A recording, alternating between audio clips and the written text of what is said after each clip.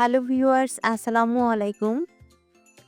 আশা করছি আল্লাহ তাআলার অশেষ রহমতে সবাই অনেক সুস্থ আছেন এবং ভালো আছেন। আমরাও আলহামদুলিল্লাহ ভালো আছি এবং সুস্থ আছি। আমার মেয়ের বার্থডের জন্য গত ব্লগে শেয়ার করেছিলাম ওর নানু বাড়ি থেকে কি গিফট এসেছিল। আজকে আমার মেয়ের বার্থডে, আপনারা সবাই আমার মেয়ের জন্য দোয়া করবেন। ও যেন একজন মানুষের মতো মানুষ হতে পারে এবং জীবনের সকল ক্ষেত্রে সে সফলতা অর্জন করতে পারে।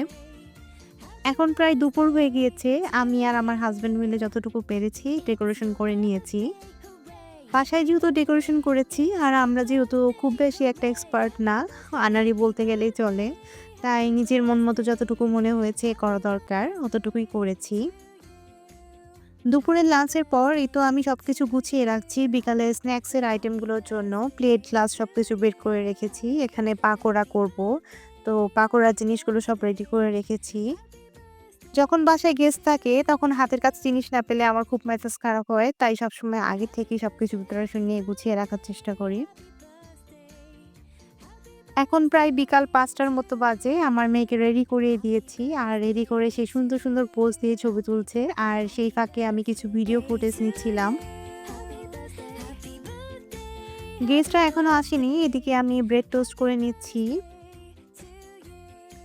আজকে আমেনা আপু সবার ১ম এ এসেছে। সাইমা ভাবিরা ঢাকায় একটা দাওয়াতে গিয়েছিল। তো ওইখান থেকে আসতে, আসতে লেট হয়ে গিয়েছে। তারপরে সাদিয়া আপুরা এসেছে। এই তো আমার মেয়ে এখানে গিফটগুলো পেয়ে অনেক খুশি। সে একটা, একটা করে গিফট খুলে, খুলে দেখছে। মাশাআল্লাহ, এই জামাটা সাইমা ভাবি দিয়েছে। জামাটা অনেক সুন্দর হয়েছে। আমার মেয়ে হাতে নিয়ে নেড়েচেড়ে দেখছে। আমি চেয়েছিলাম যে পরে ভিডিও করব এগুলো। কিন্তু আসলে ও সবগুলো আইটেম খুলে ফেলেছে। বাচ্চা মানুষ যেহেতু এক্সাইটেড থাকে অনেক বেশি। তো সেইজন্য আর ভিডিও করে আলাদাভাবে ভিডিও করা হয়নি। এখানে সাদিয়া আপুর গিফট খোলা হচ্ছে। সে এই গিফটগুলো পেয়ে অনেক বেশি খুশি হয়েছে। তার সবচেয়ে ফেভারিট গিফটটা সে পেয়ে গেছে, এলসার ব্যাগ। তো সে এলসাকে খুবই পছন্দ করে কার্টুন ক্যারেক্টারগুলোর মাঝখানে। তো ব্যাগটা পেয়ে সে একদম জড়িয়ে ধরেছে।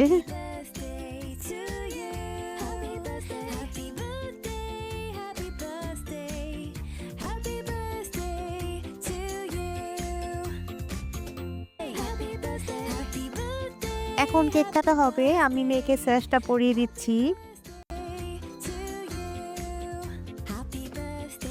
সবার সাথে ফটো সেশন চলছে আর এই ফাঁকে আমার মেয়ে কেক থেকে একটু করে ক্রিম নিয়ে নিয়ে খাচ্ছিল। সে আসলে এতক্ষণ ধরে ওয়েট করতে পারছিল না তার কেকটা কখন কাটা হবে। এই মুহূর্ত পর্যন্ত আমার ব্লগটি যারা কন্টিনিউ করছেন বা যারা ব্লগটি দেখবেন, তাদের যদি ব্লগটি ভালো লেগে যায় প্লিজ ভিডিওটিতে একটা লাইক দিতে ভুলবেন না। আর যারা এই ধরনের লাইফস্টাইল ব্লগ পছন্দ করেন চাইলে আমার চ্যানেলটি ঘুরে দেখতে পারেন। আর চ্যানেলটি ঘুরে দেখে যদি চ্যানেলটি ভালো লেগে যায় তাহলে প্লিজ চ্যানেলটিকে সাবস্ক্রাইব করতে ভুলবেন না। লজ্জা পাচ্ছ কেন?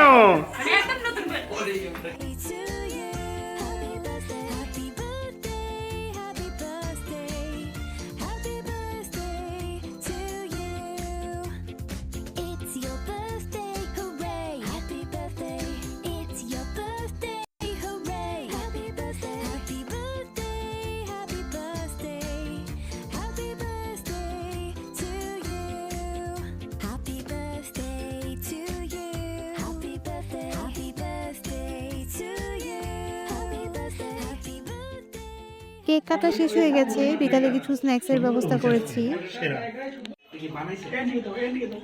এই তো সবাই আড্ডা দিচ্ছিল আর এখানে রাতের ডিনারের কিছু ফুটেজ আমি নিয়েছি।